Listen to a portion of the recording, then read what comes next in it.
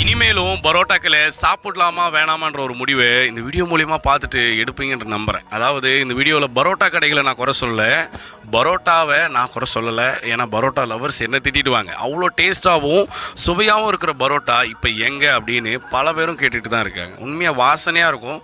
இன்றைக்கி ஒன்றா பிரியாணி வந்துடலாம், அன்றைக்கி பரோட்டா தானேங்க, என்ன சொல்கிறீங்க? இன்றைக்கான பரோட்டா டேஸ்ட் இல்லாத ஒரே காரணங்கள் சில போட்டு வாங்கின விஷயங்கள் எனக்கு கிடைச்ச தகவல். அதாவது 3வது பட்ச மாவுகள் தான் தமிழ்நாடு முழுவதுமே பல பரோட்டா கடைகளில் பயன்படுத்திட்டு இருக்காங்க. இதுக்காக மக்களுக்கு லாபம் இல்லை, டேஸ்ட்டும் இல்லை, ஆனால் கடைக்காரர்கள் லாபத்துக்காக இதை பண்ணிகிட்ருக்காங்க. பட் இருந்தாலும் பரோட்டாவுக்கு டேஸ்ட்டு போனதுக்கான முக்கிய காரணம் அந்த மாஸ்டர் சொல்லும்போது உண்மையாக இன்றைக்கி மைதாக்கள் சகஜமாக ஆகலை. அரிசி விலையை விட மைதா 120 ரூபா ஒரு கிலோ இன்றைக்கி ஒரிஜினல் ரேட்டு விற்றுட்டுருக்கு. ஆனால் நம்ம வாங்குறது 3வது பட்சம் மாவு 45 ரூபா 55 ரூபா கொடுத்து தான் இன்னமும் பரோட்டாக்கள் போட்டுட்ருக்காங்க.